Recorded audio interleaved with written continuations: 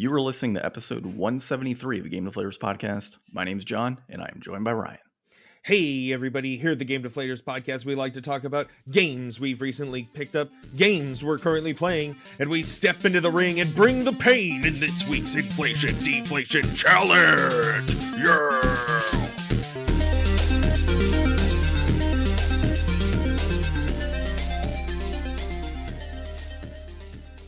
I almost forgot, because I mean, this one we played after we recorded last time, which was nice.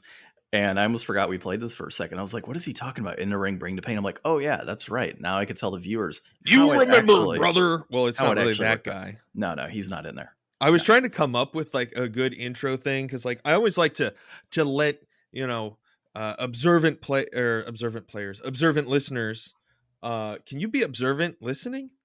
Attentive listeners, I guess is the better term. Mm-hmm. You know, try to interpret the game I'm talking about from. I actually saw one earlier. I was kind of going back through and looking at some of my good ones. I had we celebrate 40 years of eating the dead for Pac-Man. I thought that one was clever. But that was clever. Trying to come up with a wrestling one that wasn't like, I don't want to say that it's like this specific wrestler or this specific wrestling franchise or whatever, because it's really none of them. It's just pro wrestling for NES. It kind of predates all of that stuff. Yeah. It? So I mean, dude, 100%. And well, no, not 100%. I mean, let's see. It came out in '87. WWE was out back then. Fairly certain. There was other wrestling. Well, okay. Like well, NWA I have a very poor idea of what timelines are like in real life. I mean, I watch wrestling, so I know some of these things. You do. Yeah, that's true. Yeah, I do. So, but no, man, like we'll talk about a little more in the episode, but pro wrestling on the NES. This was a blind inflation deflation challenge. So I literally just waved my finger around a giant shelf until I pulled a game off, and kind of sucks because like the first game we found was, what was it? It was like eggs. It was an egg one. Oh, it was the one with the dance pad. Yeah. The NES Power Pad. Yeah, Power Pad, Ryan, not a dance pad. Come on, don't diss Nintendo like that. Well, that's what you use most of those things for, is dancing. DDR. I know. Do you have DDR pads? I do, actually. Dude, do you have what was it? The DDR on the Wii. I had that one and I played the hell out of it. I actually think I do have the one on the Wii. Dude, we gotta do I got that. The PS2 ones, but Would you do any of them? I love DDR. I hate DDR with a passion. I was playing with your friend at your bachelor party. I don't remember which one, but I'm sure you did very well with them. So, yeah, we didn't get to play with the Power Pad that week, so we're gonna figure that out. Most of it was just because my Nintendo or my NES wasn't hooked up, and we were playing on the Retron. It just wasn't available on there. Wouldn't take it. Yeah, it wouldn't dump the ROM on there. So yeah, for those that don't know about that, the Retron 5 dumps a ROM and then plays it based off that. And that's usually how it works. And so it just isn't compatible with some of those Power Pad games. All right. So let's start the week with our pickups. So Ryan, I finally got my limited edition, or not limited edition, but like pre-release special ring from Elden Ring. So I have the Elden Ring. Cool. From GameStop. And then I got my copy of the Elden Ring Collector's Edition on PS5. Good condition. And no issues? No issues. Not that I noticed. And I will unbox it with you next week. We'll record it, put it on Twitter or something. And I still don't have a PS5, so it's gonna get unboxed. The statue is gonna come out. It'll probably replace the Biomutant statue that I have up right now. And a much more worthy piece. I would agree. That, or it'll sit next to Sekiro and Banjo-Kazooie. I'm not sure yet, because I have a Banjo-Kazooie plush that I got around Christmas. I actually want to ask you a collector question, John. So like, you have ample room now for your collection. You're really at no end for when you're going to be next constrained for, you know, adding shelf space or whatever. You can really expand from where you're at. So things like that, the Biomutant, like you got the collectors, you got the statue, you played the game, you weren't really into it. Like, is that one that you're like, you're not even really appreciating it? It's just going to be in the box. Is that worthy of sitting on top of your shelf, or is that something you're going to like kind of check in on every once in a while and cash in eventually? Well, I mean, while I wasn't a huge fan of Biomutant as a whole, the statue is a really nice piece and it was a good quality collector's edition. and I thought it was cool art style. So I have the the statue that came with it is sitting, within the game room area or loft. And I already intended on swapping things out. So I don't know if I still have, no, I still have it up. I have Streets of Rage 4. I have the statue up for that as well, which is also a very high quality piece. So realistically, it just kind of goes based off of my preference in regards to like art style, and then just kind of switching things out every now and then. Like I have one of the statues I have up is from was it Last Guardian? Mm-hmm. Yeah. And so that's what I have up as well, and I intend on switching that out at some point in time. So it's not necessarily like one game was bad and I don't want to have that statue up. It's just, swap it out every now and then. So Yeah. that's Keep my it intention fresh. on, yeah, that's my intention on that, and I'll put it in the box. I'll keep it protected, and if I ever want to swap it out down the road again, I can. But yeah, I have a number of statues, and that's not to say that I won't get like more glass cases and stuff down the road and put statues in glass cases, but as of right now, that's kind of my stance on it. So I have like five statues in one shelf right now that stay up, and then I've got my Sekiro one, which I have no intentions of taking down at any point, and I've got a couple like Batman statues in the bathroom, and then I've got in my guest bathroom, and then I've got I think a Harley Quinn or Batman statue sitting in one of my glass cases as well. And also, I do have a Luigi's Mansion statue from Club Nintendo several years back. That one actually stays in the box. I don't take that one out. Mm.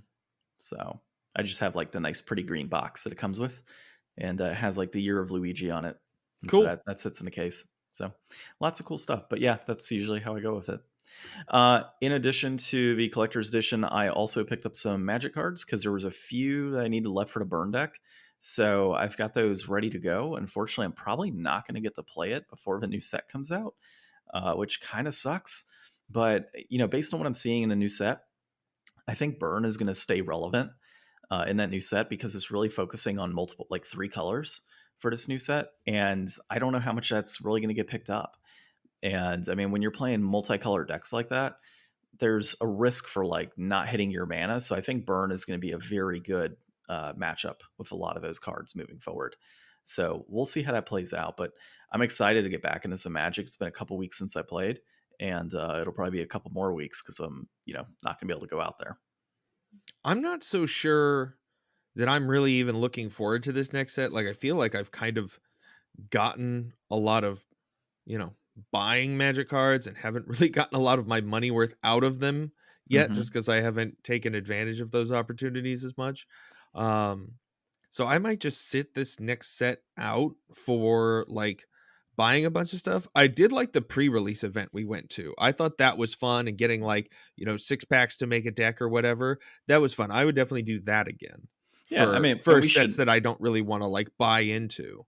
and we should definitely do that again because at the end of the day, you're paying $25 for A taste. a taste of it in 6 packs, and you're building a deck, you're playing a tournament, you're using the new cards, and there's prize pool that's tied to it. And honestly, like I'd be open with this new set just drafting. So like if you wanted to go to a draft every week or so, or every couple weeks, I'm 100% down paying $15 drafting, a bunch of cards and potentially winning with those drafted cards. Like Yeah. that to me is a better point for this particular set coming up. What is it, like New Capina or something? It's supposed to be like this mobster, Yeah, I type heard a of, little bit about it. yeah, it's like this neon artwork city with mobsters. Like it just doesn't seem as appealing to me. And on Mhm. top of that, they're releasing it so close to Kawigama that it's just kind of it's like a cash grab at that point as well. I would say though, there's a bunch of lands in that set. So I'm gonna pick up, play sets of the lands that come out and just kind of, have those on hand because the mana base is always the most important thing for Magic. And usually the most expensive outside of your big like, nasty creatures or nasty spells that kind of impact the game. Mana is always your next expensive thing. And I mean, it's tricolor lands with different abilities. I think it might actually like come in the field tapped and then you can like discard it to draw. I don't remember exactly, but there are multiple colors and it's worth picking up in that respect. So we'll see how that goes. And then as far as what I'm currently playing, dude, I beat Pokemon. I'm done with it. Nice. So not done with it. I'll probably go back to and catch more Pokemon and play it here and there. But yeah, like I'm done with the story mode. You basically catch a couple legendaries at the end. Your character doesn't speak at all. I thought it was pretty cool. It went from like this everything's happy go lucky into like this darker tone where the world's about to blow up, and it was just the oddest like of pace for a game that I've seen in some time. Like it really did have that JRPG feel, where it's Mm-hmm. like everything's kind of fine and dandy, and then this darkness looms over the world, and shit just hits the fan, and now these heroes are going out and doing something about it. That's kind of how it felt, but it turned so quickly. It was like, and spoilers coming here, like your character is cast out a Jubilife village, and it's because they think you're behind everything. It's like, really, you think I'm behind everything? Turns out that the person that was like, they're trying to put an end to you essentially at the end of the game, like the commander and the guy that like cooks mochi and stuff, like potato mochi, is like, oh yeah, like I'm your enemy, actually I'm this secret ninja that's working under this commander this whole time, and now I'm going to stop you from destroying the world. It's the weirdest transition, dude. Like I couldn't get into that part of the game at all. Mm-hmm. But I still felt like for a Pokemon game, the battles were solid. Like I enjoyed every battle I did. I enjoyed the evolutions, of course. I enjoyed going around catching Pokemon and filling out the Pokedex as much as I could. The legendaries were pretty sweet. The graphics are like the cinematic like scenes are actually pretty badass towards the end there. Like I actually really did enjoy that. But for me, what kind of is the sticking point of this game in terms of like a negative aspect is a lack of voice acting still, man. Like those scenes, like those actual scenes with like the legendary Pokemon and such, would have been so much better if they had voice acting. Mm-hmm. Like it could have just been Japanese voice acting. Like I don't care. It would have been so much better to have some voice acting in there. Well, I mean, I don't know. Like, is it still fair in today's age to say that Nintendo probably does like some of the least amount of voice acting? Like, I would think so to an extent. Yeah. Mario doesn't talk, Link Well, he doesn't does, talk. but he doesn't talk. Yeah, well, I mean, like, there's not like you're never gonna have like a cutscene where there's like, you know, big talking with a lot of big Nintendo characters like that. I mean, I I think it's one of those things that we would all love to see Nintendo kind of like step up and actually start doing, Hmm. some things that are more mainstream now. Like Well, it's not way back in the day when that was a regular thing to just have no, voice acting majority of the time. and I understand from a budget perspective, it definitely slashes your budget quite a bit when you don't have to have these voice actors coming in and doing work. But I don't know, man. I guess I can see from a financial standpoint where it makes sense for Nintendo to not do it, because they're still selling millions of copies of their games, right? And the Mhm. budget hasn't really gone up any more than it has. So at the end of the day, it's like, pay all these voice actors a bunch of money and then have it eat into our profit, or we're still going to sell millions of games and no worries, like we don't care. And I think that's the approach, and that's, I've talked about that in the past with Nintendo. Like while they're one of the most innovative companies, they're also one of the least innovative companies in that respect. Like they are not willing to like move beyond what they're good with, and they don't want to like move out of that box, right? Like Sony's always trying to push the bar as far as like graphics and voice acting and level design and all these other crazy things. And Nintendo is just kind of like, hey, we're waiting for that next big gimmick that we can utilize for a console. Like hence why the Switch is apparently going to stay around a little longer than anticipated, because they're waiting for that like next gimmick. Like this is obviously working. Why jump into something new when we've got something that works? And I get it, but at the same time, it's not as consumer friendly, I guess, in a sense. It doesn't give us like something fresh from them. And it is getting a little stale to an extent with another Mario game, another Mario Kart, another Smash Bros. Like it's just the same thing every generation. And while they do up it in terms of graphics, each time they do it, that's only because they kind of have to, in a sense. Well, so I mean, I don't see that as being an issue. It's not like Call of Duty where it's another Call of Duty every year. Like people want to see a new Mario every generation because it's really, setting the precedent of like where the industry's going and like introducing new things and growing. Like I mean, Nintendo I think that they justify enough of the differences between everything that they do between the games to really make them feel different and iterative and not just like churned out, except for maybe a little bit in the like 3D land era. Yeah. Well, and we'll get into a little bit more of that in our second article we're going to talk about regarding Mario Kart. Um, in like how they're kind of changing things up and making it a little fresh, which is honestly very much needed at this point in Mario Kart's franchise, or in a series of games. But enough about that. I see you did not have any pickups this week. So Nothing. what did you play? I'm I going to take a played wild guess. Elden Ring. I played so much Elden Ring this week. Um I find Elden Ring to be very weird to play in a sense because like so I beat the first area boss, and most of the time that I've spent since then I've just kind of spent like running around, checking out different areas, trying to do some leveling. I got like a little bit of new gear here and there. I got a bunch of new spells, I think. Um, just trying to go different places on the map, fill out different things. Took on some interesting bosses. Like there were two bosses that I did like I couldn't beat the boss that I wanted to beat, which was this magma worm. He has this really dope int katana behind him. Mm-hmm. And in order to beat him, I went and beat this other boss first so that I could get a spell so that I could use like enchant my weapon with frost and fight him. And I ended up beating him, and it was a pretty good fight. I got the katana and it's awesome. So like I'm just now like at least 10 levels later, I'm going back and trying to fight like the second main area boss. And she's really tough. I added her name's Renala. She's like the first like 2-phase boss. The first phase was like I was like, why is everybody saying this is hard? Like this is super not hard, because I had two friends that already gave up on fighting her to go somewhere else and grind or do something. Because like that's the thing, like you'll hit these roadblocks, and like no matter what game it is in the Soul series, like you could pretty much beat it naked level 1 if you're good enough.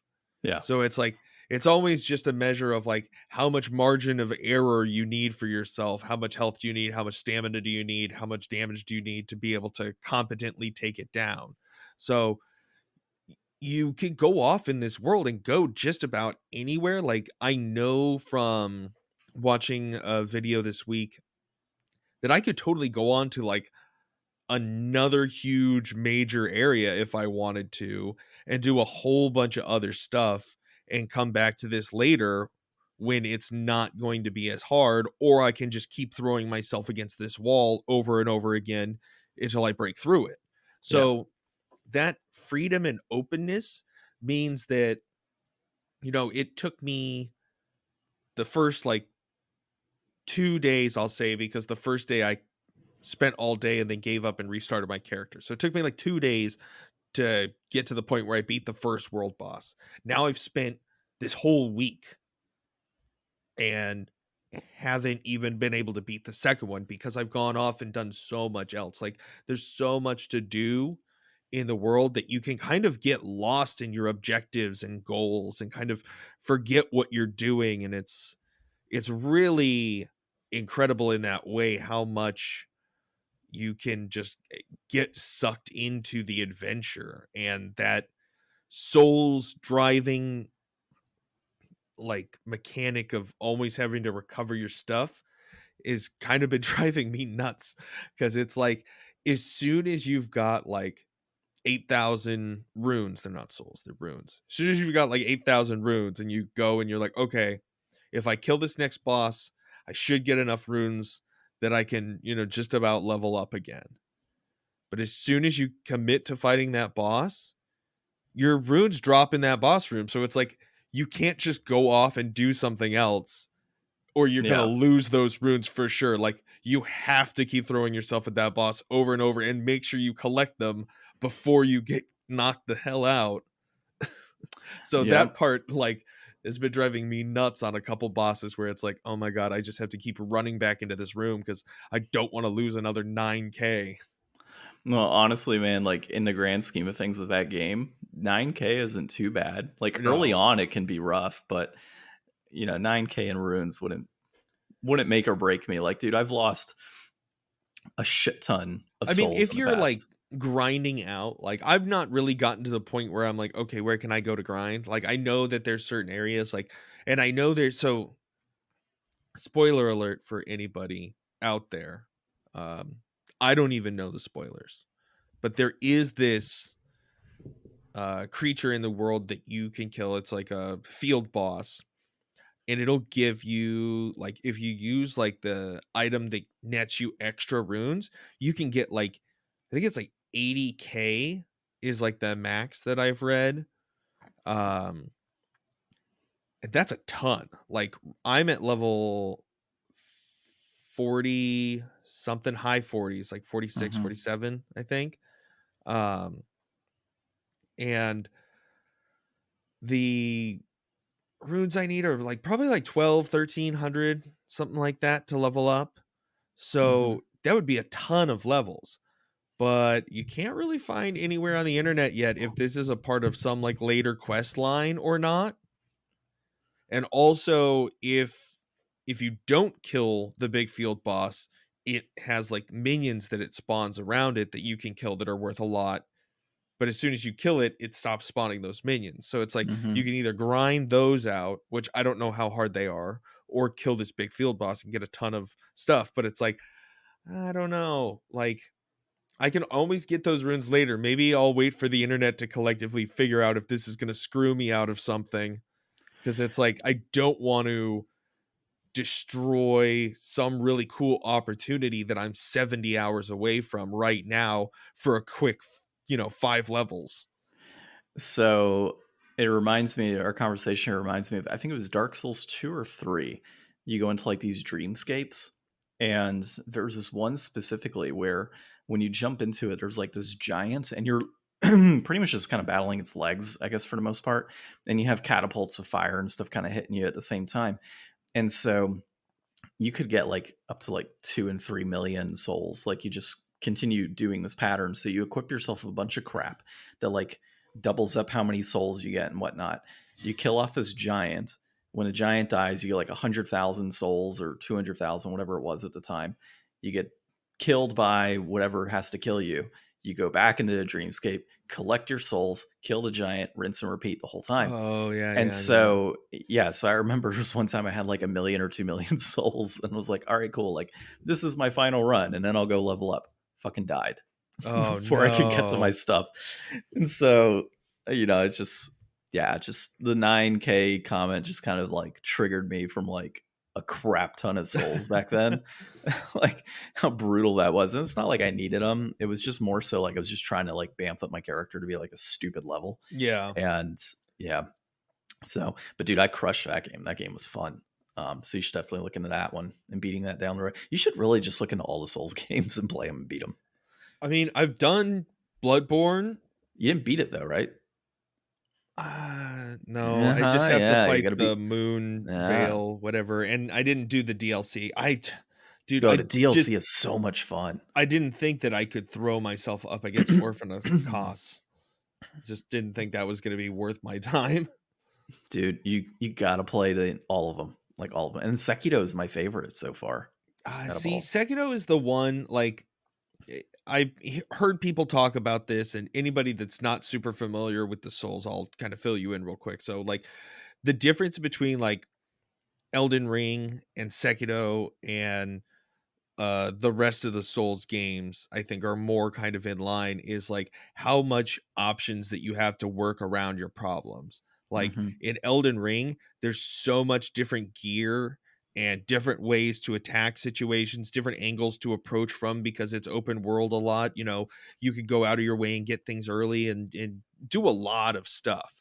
Whereas like in Sekiro, you really only have one weapon. You really only have one way to do it. Like there's a tree that you can use to level stuff up, but that's all kind of all incidental because you can do it without changing, but it's like you don't have the options to switch to a different weapon, change your, stats, do all that kind of stuff. You're very limited, and I'm not good at like guard, block, riposte, that kind of counterattack play with swords and stuff. So Sekiro is just like so much harder for me to Just wait do in. because you need to be good in that one way. That is, you need to bring up lightning redirection, Yeah, because yeah. that's a royal bitch. That was So the that's worst. why I kind of bounced off of that one, I think. Dude, Sekiro was so good. It's by far my favorite. Like it honestly makes me want to go back into Neo and Neo 2. So, Yeah, which I've heard that I those are really hard. yeah, those are pretty difficult. I've got those at my disposal. I just I think one of them haven't. was on PS Plus. Yeah, Neo was. I've got both. And I started playing Neo 1, and it got kind of repetitive for me, and then I just couldn't beat one of the bosses right off the bat, and then other games came up and I just never finished it. It wasn't a game that I set out and was like, I'm gonna like sit down and play this game, and like this is a game I'm playing and grinding it out. There were other games I wanted to play. I was just like, let's play Neo. Let's see how far I can get. And I Mhm. got to a point and I was like, okay, I'm good. But I do need to revisit that one. And I mean, who knows when I'll get a PS5 and actually be able to play Elden Ring. So maybe Neo's where I get that taste of that style of gameplay again, because I haven't beat it. Um, and then as far as, I'm trying to think what else we've got from a Soulsborne perspective. What's the anime one? I've got that too that I need to Oh, play. I forget its name. Game Grinder knows. Church knows all about yeah. it. I forget the name of the damn game, but I have it. It's anime Dark Souls, and apparently it's not as hard. So, all right. Well, Oh, with there's all of like that, isn't there a new Salt and Sanctuary game coming soon too? I don't know. Do you ever play Salt and Sanctuary? I'm pretty sure I started it and just never beat it. It just wasn't. It's like 2D. I wasn't a huge fan. The art style I bounced off of. It's cool, but like it just isn't. I don't know. Something about it just wasn't a huge fan. I mean, I might play it down the road again at some point, but I just couldn't really get into it. I played a good number of hours, and I remember enjoying it for the most part, and then it just kind of got like, it got to that point where it's just like, do I really want to keep playing this or move on to something else? Not like I got stuck in a boss or anything like that. It was, I think, more so the level design components and the world building was just very weird to me, Mm-hmm. and it kind of got confusing. I was like, I don't want to have to look at a map constantly to Mm-hmm. figure out where the hell I'm going, versus with Dark Souls and stuff or any That of is those one other thing. series. You pull You up a get, map a lot in Elden Ring. oh, do you? Oh, Yeah, because well. it's like a giant world and you use a lot of fast travel. Well, I mean, like a flat open world map is fine, but when you're looking at like a level based map where you're like Yeah. trying like little You're points. more looking at like a Metroid map. Yeah, exactly. And I'm just not a huge fan of that map style. Versus, an open world map is no issue for me usually, because Yeah. you could say, oh, okay, cool, like north, east, west, south. Like What that's it. about Horizon? I mean, Are you that's gonna play that soon? oh yeah, well, whenever I get a PS5, yeah, I intend to buy that. Well, you can just get the PS4 version and then you get the free upgrade to PS5. Mm-mm. I need to play that on the PS5 straight out and get like the actual physical copy on Mm. that. I don't want to deal with upgrades and stuff. 'Cause here's the thing: by the time I get a PS5, who knows if that upgrade will still be available? You know, so there's no sense, because don't you have to like, you know, register on the PS5 and everything and No, it's just download the upgrade? well, I mean, I don't know that you have to register, but it's free for everybody that Yeah, buys I it. just I just question how long that's going to be a thing. So that's why I'm just going to wait. And like maybe down the road, say it is still available when I get a PS5, then yeah, maybe I consider again the PS4 version. But I just don't see any I think purpose it in it right just now. gives you license to both versions. I don't know. I'm not worried about it right now. As much as I want to play those games, I can't play them. So just gotta wait. They're still on see, that's the thing that I think people are missing out on. Like, it is available on the PS5, but it's probably like one of the best PS4 games ever made. And you've Yeah, loved but PS4 games until now, but all of a sudden they're just not good enough. it's not Like, it's a that. weird It's mentality when the next gen that is available that you can't even buy or play turns you off of playing what's probably one of the best games on that console it's that not you so much already own. that. It's the fact that I can take the graphic leap and get a game that's going to take that graphic leap, But by the or time you get a PS5, there will be something newer and shinier. and that's fine because Horizon will be cheaper. So, maybe there'll be a Game of Year edition that comes out. There's various factors that are tied to that. Like, I You're didn't play never God. going to have time to play Horizon on PS5 because you'll be playing Elden Ring for the rest of your life. No, dude, I won't be playing Elden Ring the rest of my life. I'll play it till I'm sick of it, which will probably be the rest of my life.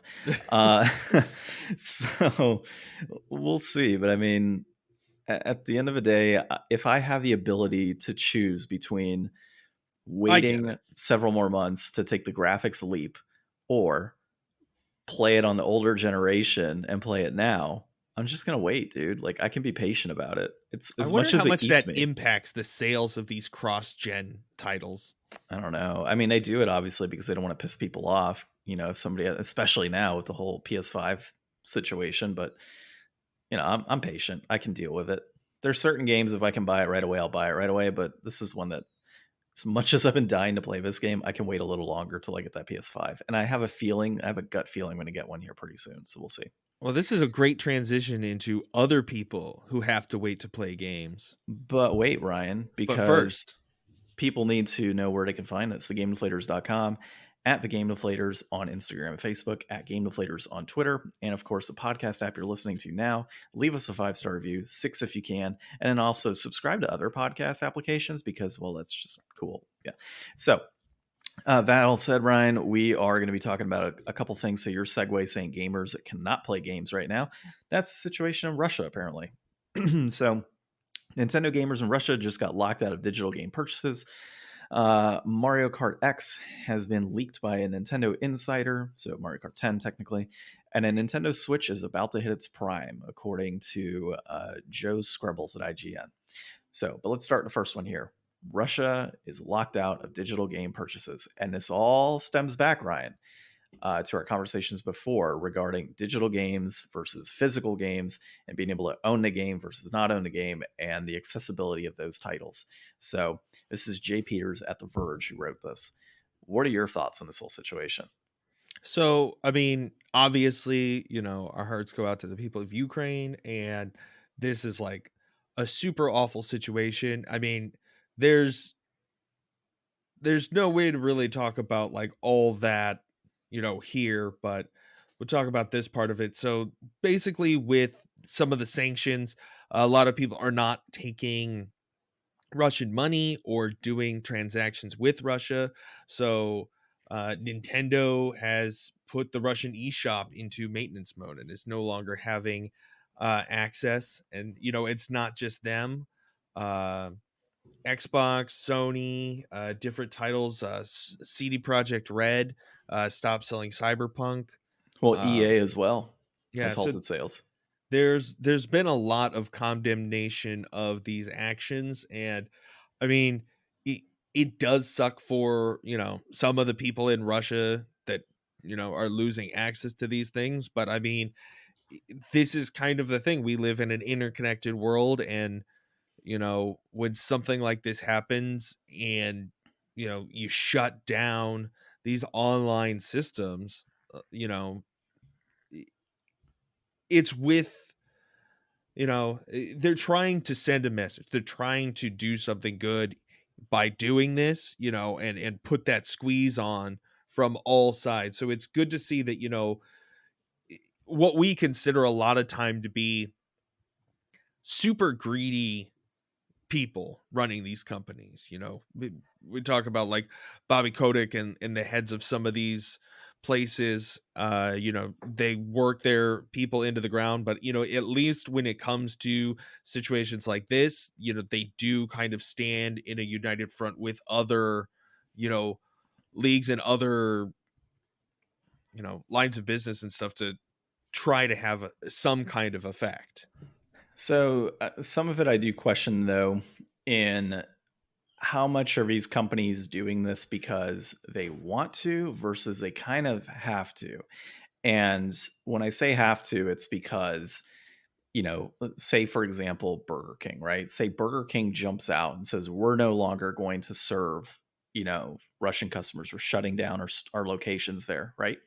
McDonald's looks bad now because McDonald's has locations. So the dominoes start to fall. Oh, well, Burger King did it. We have to do it now to save face, because otherwise we're going to get backlash here in the US or other parts of the globe. Same thing with these gaming companies, Oh, Microsoft shut down sales. Well, we kind of have to shut down sales now too, because then we're going to be condemned by our own audience and boycotted over these things. And it's going to be a negative reaction. So, I'm sure some of these corporations or some of these CEOs and such are doing this out of the goodness of their heart, and then others are likely doing it because, well, we kind of don't have a choice right now, and we have to fall in line with the rest of the world and how they're handling this. I would never accuse them of doing anything out of the goodness of their heart. I guess I was just trying to say that, their greed has limits.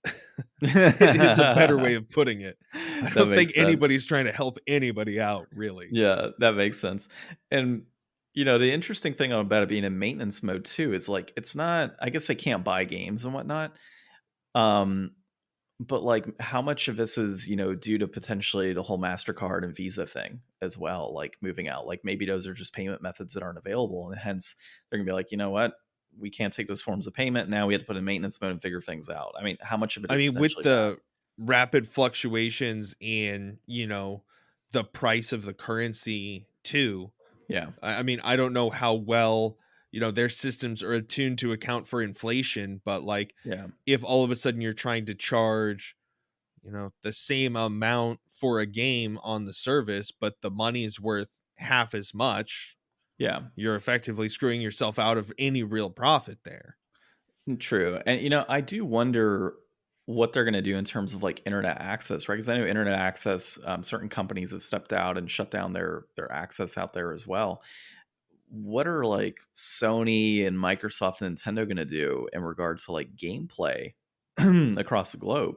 Because you would think that Maybe you they've got a want, bunch of server farms hosting for maybe. peer to, or not peer to peer, but like for, access. But I'm thinking in terms of communication, like, I know that they've shut down, like, Twitter over there and Facebook and other things. They're kind of going this, like, what is it? Just closed in-state media type of thing, and or state-run media. And so I do question, like, do Sony and Microsoft and, like, Nintendo keep the voice communication open so that way a lot of these individuals can talk with folks outside of their own country? I kind of question if that's something that's going to occur, or if, like, I Sony mean, and doesn't Microsoft, everybody have Nintendo. WhatsApp?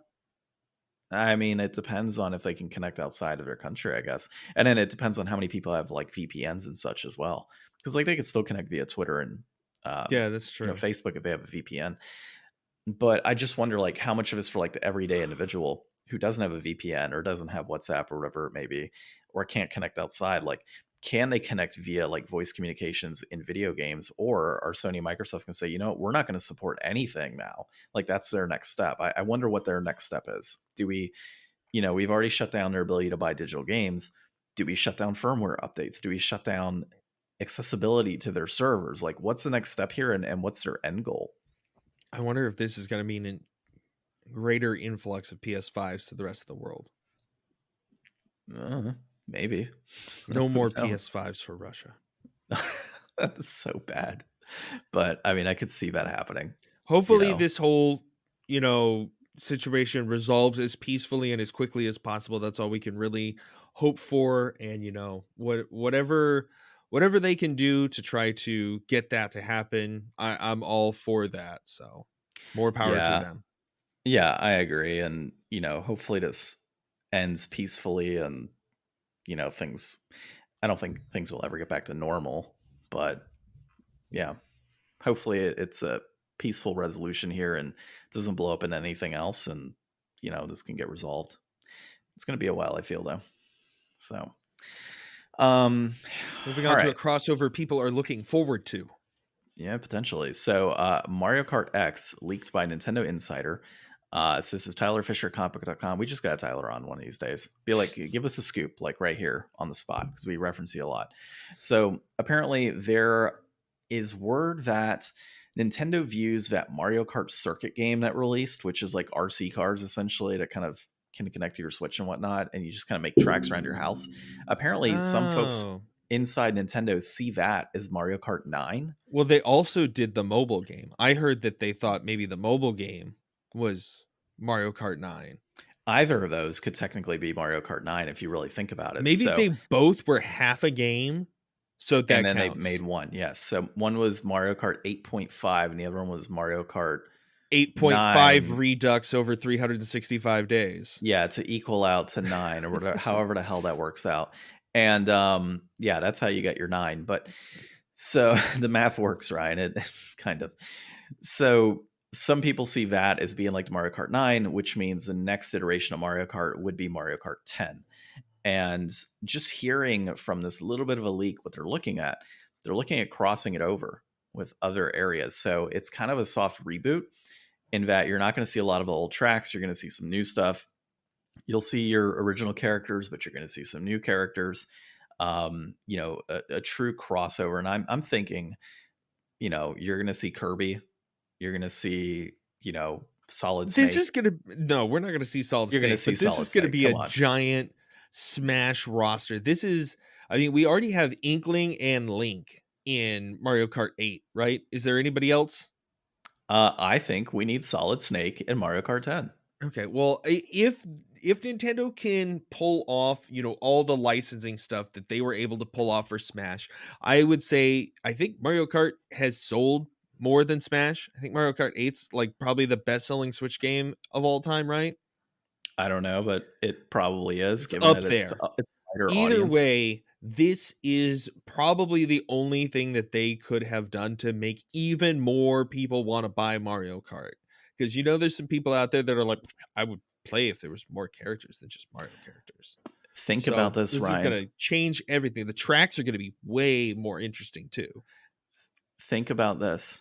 Solid Snake's special thing that he hits you with turns your whole cart into a box, and you can only see through the slit of the box for a period of time. So wait, what kind of vehicle does Snake have? Does he have a box on wheels, or does he ride around in a Metal Gear Rex? I think he rides around in a Metal Gear Rex cart.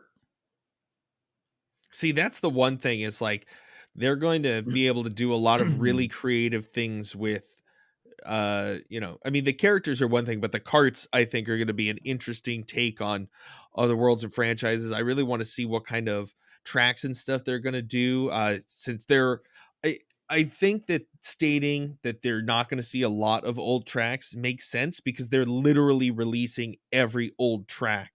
Like it kind of makes me think maybe this is the mentality moving forward for the next Smash. Maybe this is going to set the precedence for that. Like Smash Ultimate has literally like everything from Smash except for like a couple stages. So when they eventually go on to make a new one, they can say, here's everything from all the old Smashes. That's still available. We're going to soft reboot this. We're going to make it so the next Sakurai or whoever's going to work on this, doesn't have a freaking aneurysm and die because he has to make a 150 character fighting roster or something insane, Yeah.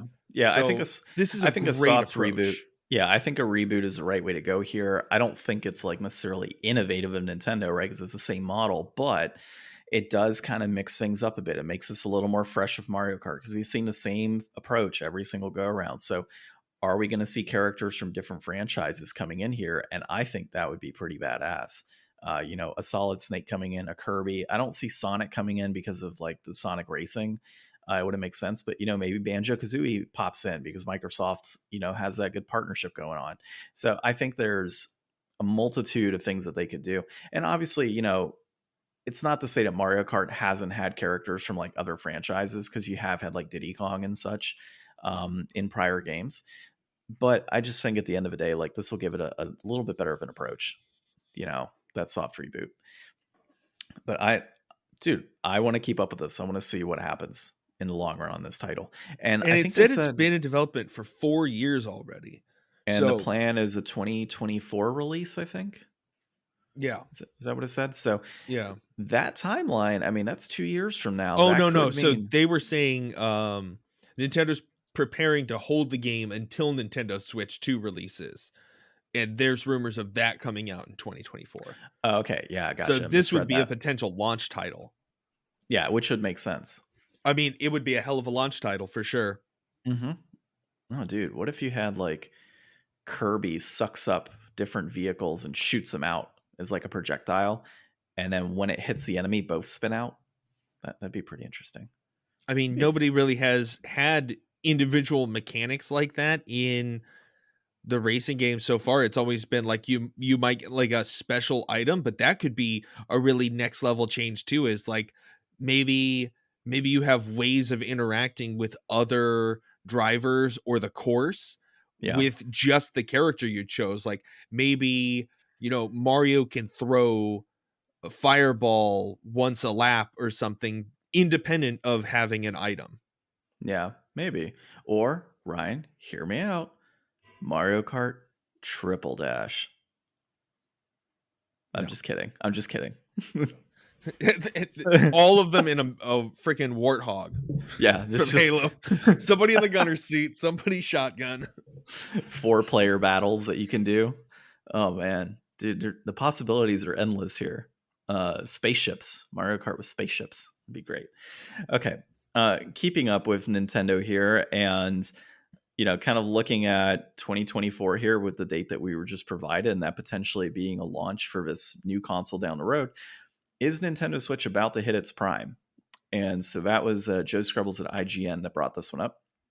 And it's actually through Yahoo Finance, oddly enough. So I guess it was like brought from IGN over to Yahoo Finance, kind of a weird transition there. But yeah, so I mean, dude, when you look at it. Oh, no, the IGN. Sorry, I didn't change over who the writer was for the last article. Sorry, this is me, Matt Smith at Yahoo Finance. Killing me, right? You see what he does to me, people? Like, he does this all the time. You sent me the article. You should have known who wrote it. Well, I don't really pay attention right off the bat who wrote the article. I read the content in said article, which is why I knew about this whole topic. Okay, so long story short here, you've got back when the Switch released initially, you had Super Mario Odyssey, Breath of the Wild, Xenoblade Chronicles 2, Mario Rabbids, Splatoon 2. Great lineup. Like, there's no denying that was a fantastic lineup. But is this lineup coming out better for 2022? You've already got Arceus that just came out. You've got Violet and Scarlet for Pokemon coming out late 2022. You've got Kirby coming out at some point here soon in March. Breath of the Wild 2 is slated to potentially be released. You've got Splatoon 3 is supposed to come out. A new Mario Rabbids game coming out. Bayonetta 3 might even come out. There's a ton of games that are coming Silksong. Yeah, new it's crazy, Mario man. Strikers. Yeah, tons and tons they of stuff. Say and Fall Guys. Are people still playing Fall Guys? I mean, that should have been on Switch day one. I don't know why they screwed that up. Oh, dude, and then on top of that, Sky, maybe Metroid Prime 4. Maybe Metroid Prime 4. Yeah, and let's not forget Advance Wars, Xenoblade Chronicles 3, Nintendo Switch Sports, all of these great games. And that's just like the tip of the iceberg as far as what's coming out, man. There's so much crap coming out for them.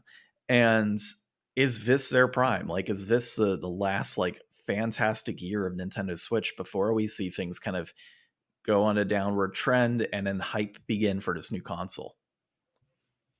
I would say yes. Yeah, I would say this is going to be their best year. Yeah, I can't argue against that lineup. That's a killer lineup. It was funny. Once I started looking at this article, I went and checked out.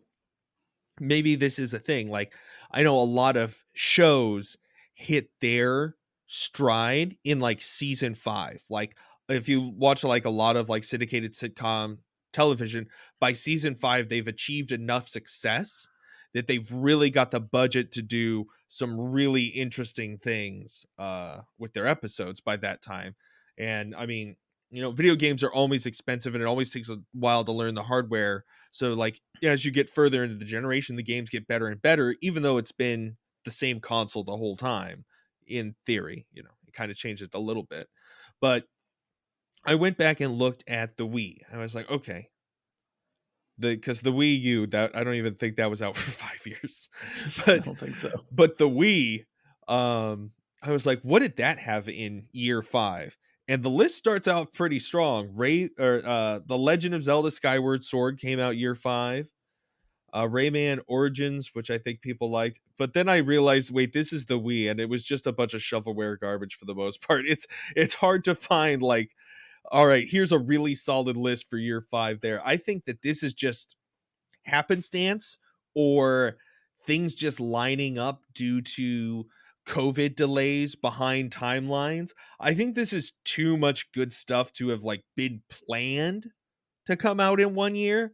I think some of this stuff they probably like Bayonetta 3, like this was announced so long ago. There's no way they didn't want this to come out sooner than this. Some wrong things happened to make this all line up. And I think coincidentally, this is just going to be the year that people like Barry have a really hard time.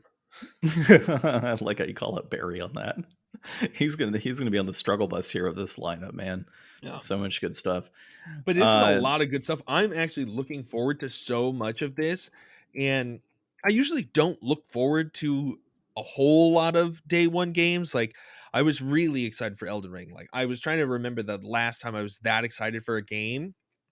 I was really excited for Metroid Dread, but not this excited. And before that, like the last really excited I was for a Switch game was probably like Animal Crossing.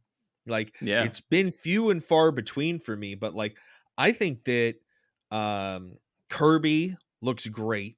Mm-hmm. Everybody says that the first Mario Rabbids was really good, and I wouldn't be opposed to just going straight to the second one because it's probably going to fill all the things that weren't the best about the first one. You can borrow mine. There's a reason it's like $10 at Best Buy. Yeah, I played Xenoblade Chronicles 2 a bit, so I'm not really excited for that. Silk Song, I'm unbelievably excited for.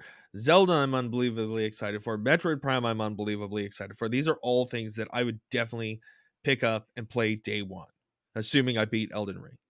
Forget that. You know I'm never going to beat Elden Ring. No, you won't. Yeah, dude, I agree. There's a lot of great stuff that's coming out, and I'm excited for the majority of it. After playing Arceus, I don't know if I'm going to get into Violet and Scarlet. That's for sure. But I got to see a lot more about it. Yeah, I do need to play Breath of the Wild still. That's a game that has not been played yet. But I will be starting Ocarina of Time here this week. So that's good news. Get excited about that. Yeah, I can get excited about that one. But yeah, what are you playing it on? N64. So I'll be hanging out in my loft every night moving forward to play that game. Nice. Should be pretty good. But yeah, there's a lot of great games on here. I'm excited about Strikers specifically. Yeah, I want to play that really bad. But all right, that said, man, let's jump into our inflation deflation for the week. So Pro Wrestling on the NES. It was developed by Nintendo R&D 3. Mm-hmm. I feel like you're playing a trick on me sometimes when I see that one. Research and Development 3. It's one of the arms of Nintendo. I know. Every time you put it there, though, I always think like, what is Ryan doing to try and screw me up here? Is that a Star Wars character? Published by Nintendo, designed by Masato Masuda, and it was released in March of 1987. It is a sport fighting game.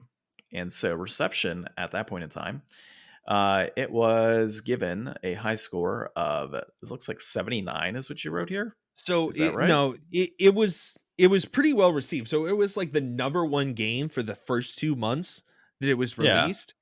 And back in 2001, when IGN made their top 100 games of all time, they actually 79. Ranked it 79. 79, okay. That's really, I mean, this game was a lot of fun. I think that, you know, some of the reception was that this was one of the only wrestling games to simulate the act of wrestling, like the bouncing off the ropes and like the holding down. It wasn't like a fighting game where it was just like the other guy has a health bar, you know, and you just beat the health bar out of him. Like it was very you didn't know really if you were going to take somebody out right off the bat. Yeah, it had that drama that wrestling has. Like you get him down on the mat and then he picks you up and slams you. And it's like you do so much like incredible moves and damage and dancing around each other in the match. And like even like there were some times where we would like get into the middle of the ring and kind of circle each other. And like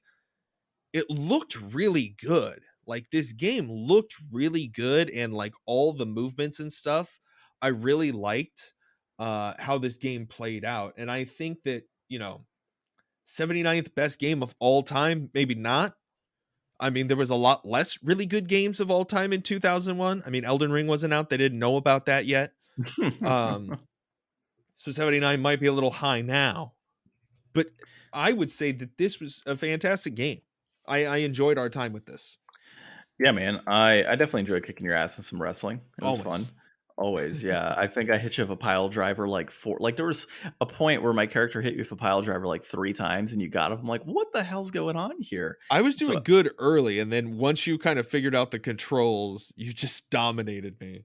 oh yeah, it was brutal. Like, yeah, there was no hope for Ryan. You did beat me one time, and I questioned how the hell that even happens. Um, I think it was mainly because it was the first match or kind of learning controls and whatnot. To your I point, knew how to grab before you did. yeah. Well, you And I knew how to was sling me biting into the you with the ropes. merman. That was actually pretty hilarious where he kept biting me. And then I think your character was doing the mandible claw multiple times, which was a lot Oh of yeah, the fun. claw hand, yeah. Yeah, but once I got a hold of it, man, I was just like knees to the head, throwing you into the ropes, and it was great stuff. But the one thing we didn't figure out is if there was a way to get up on the turnbuckle. Yeah. I I mean, I you could get don't think out there of the was. ring, you could throw people out of the ring.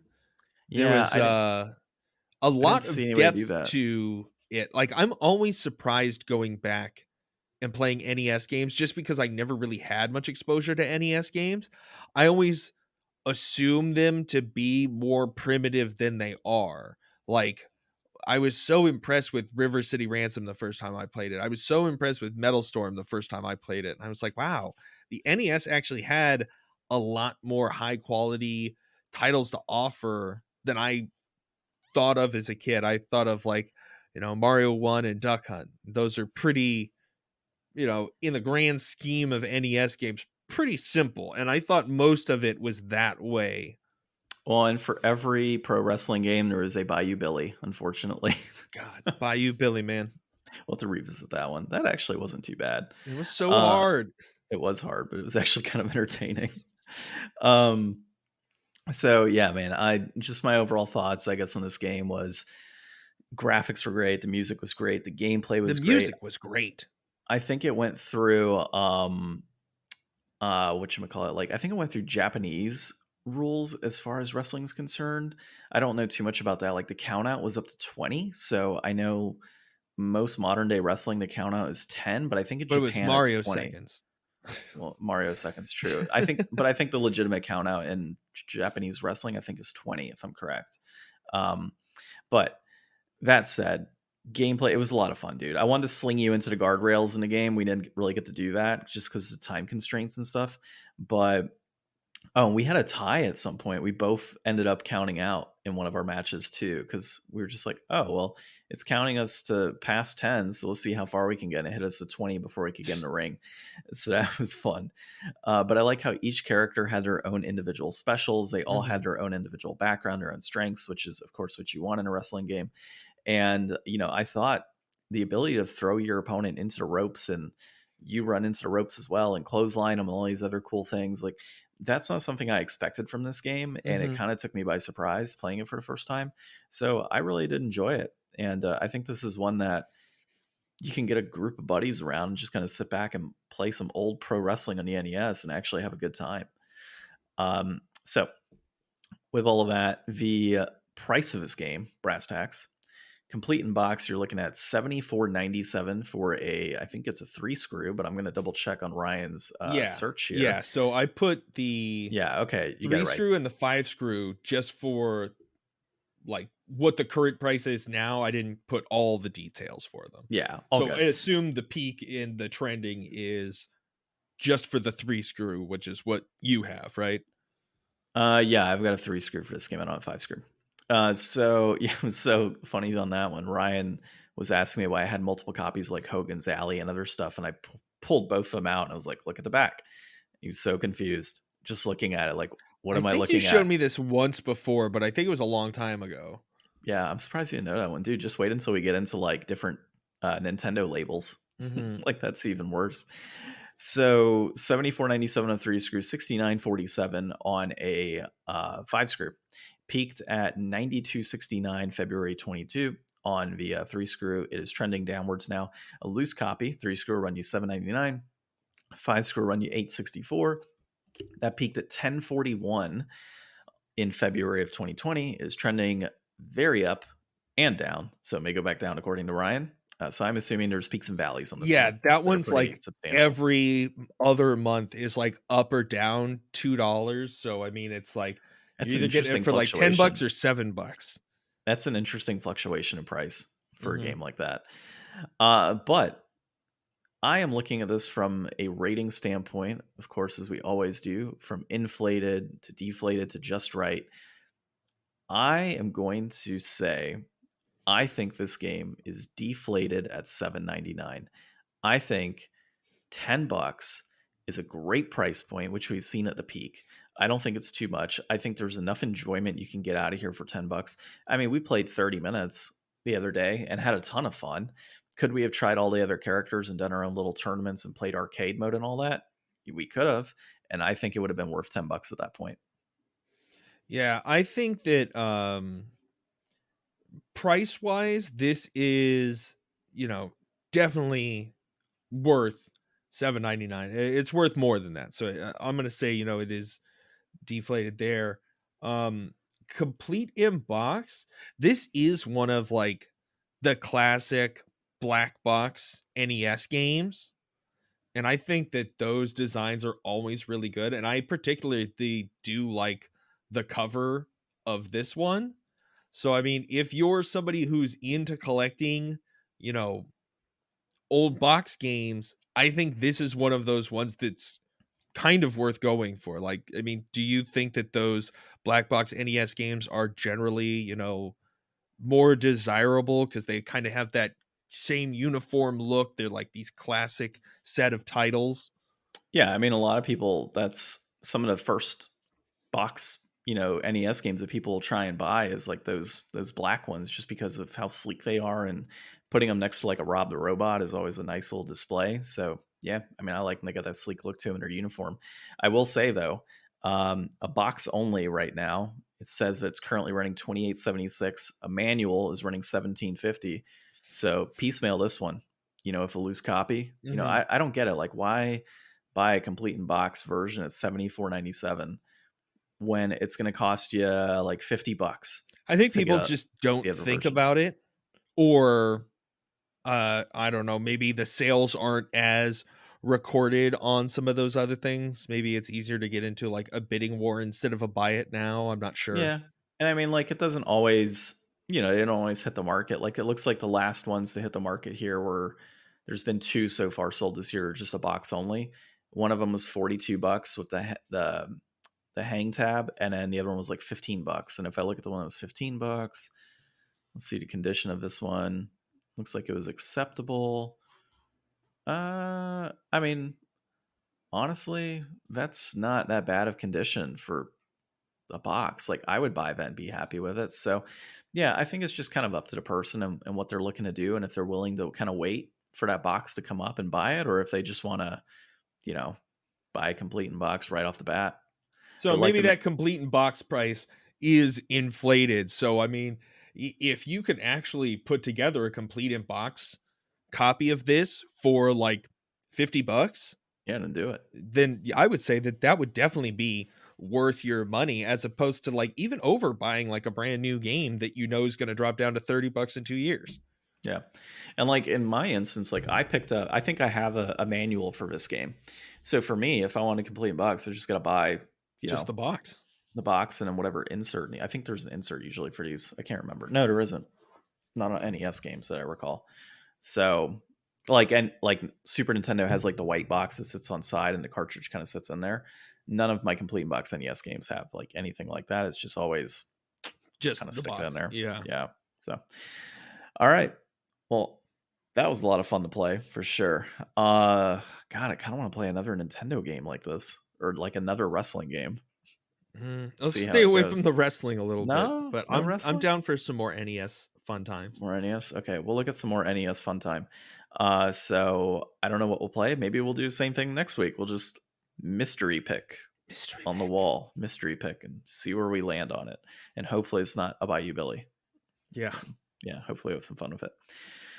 All right, well, I enjoyed talking about this, but we got to end the episode, Ryan. Unfortunately. Goodbye, viewers. Goodbye. Goodbye. Yeah. We should just end the episode right there. So this has been episode 173 of a Game Deflators podcast. My name's John. I'm Ryan. And thanks for listening.